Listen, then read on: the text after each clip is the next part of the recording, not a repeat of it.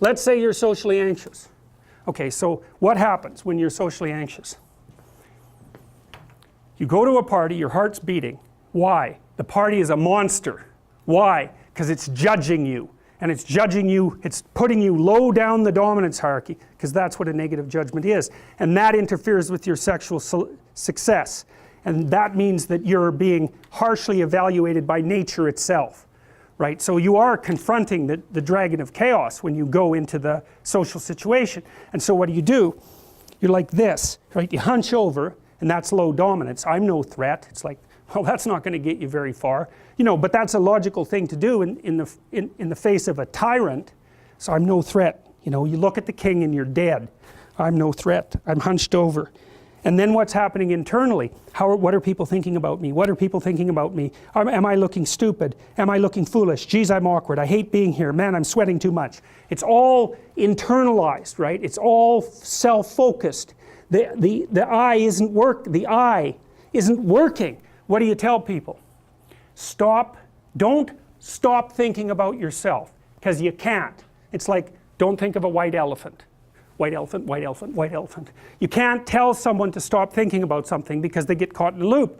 What you do with socially anxious people is you say, look at other people. Look at them, right? Why?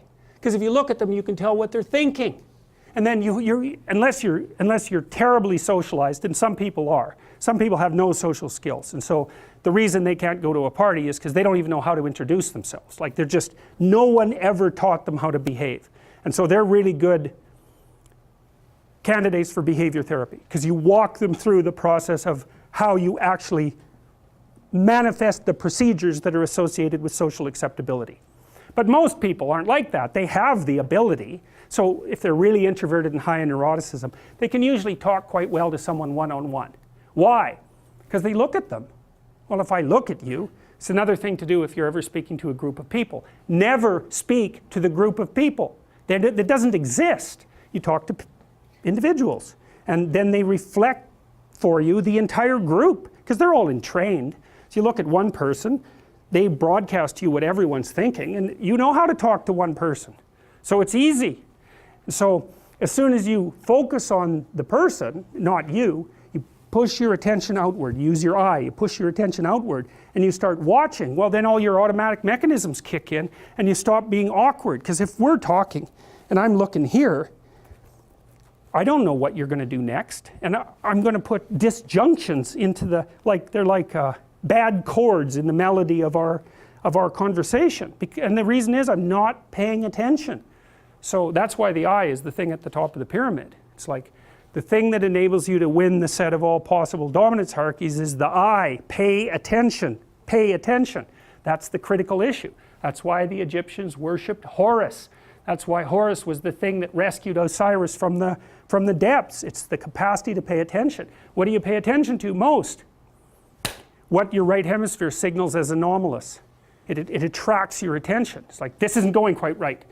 I'm not looking at that. Wrong. That's what you look at. That's what you look at. What's not going right. Because that's the terrible monster that might eat you, but it's also the place you get all the information. So that's why it's useful to have discussions with your enemies, because they will tell you things you do not know. And that's such a great thing, because if you don't know them, well, you're not very smart, are you? You know, there may be a time when you go somewhere that's the thing you need to know. And maybe your enemy will tell you why you're such a fool, you know, and a bunch of other things that aren't true too.